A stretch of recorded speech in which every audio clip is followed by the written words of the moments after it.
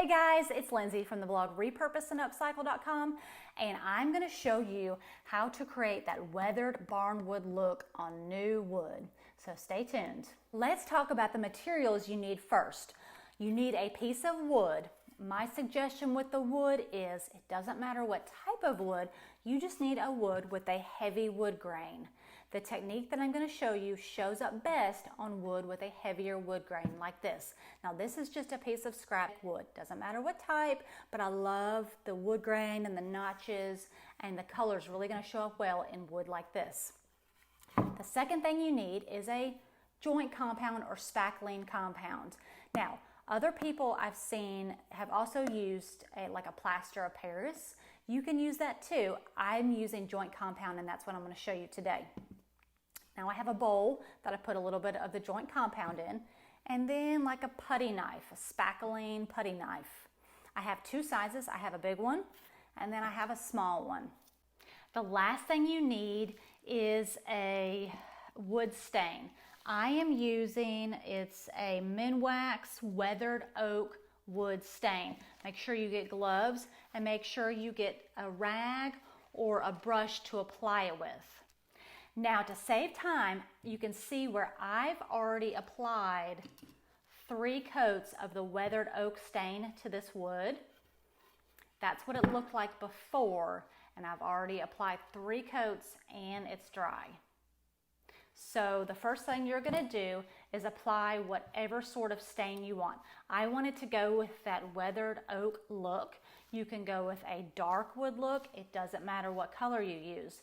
Just make sure to put a color on the wood, because the purpose of this technique is really pulling out the different contrasts from the dark stain or the lighter stain to the white weathered barnwood look. Okay guys, let's get started. So the first thing I did was I took some of the joint compound and I poured it in here, and you can see the consistency. You don't want it to be runny, but you don't want it to be super thick either. And now I actually added a little bit of water to this just so it'll glide fairly well on the wood top. And grab your putty knife.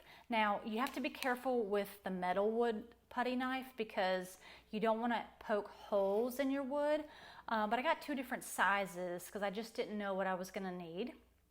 So the first thing you're going to do is you're just going to take your putty knife, and I'm actually going to take the joint compound and put it on the larger putty knife. And what I'm going to do, you're just going to add it all over the wood that's been previously stained. Just put it everywhere you can.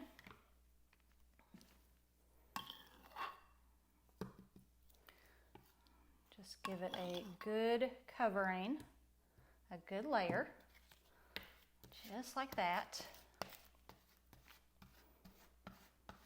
Okay, and let me show you. This is the fun part.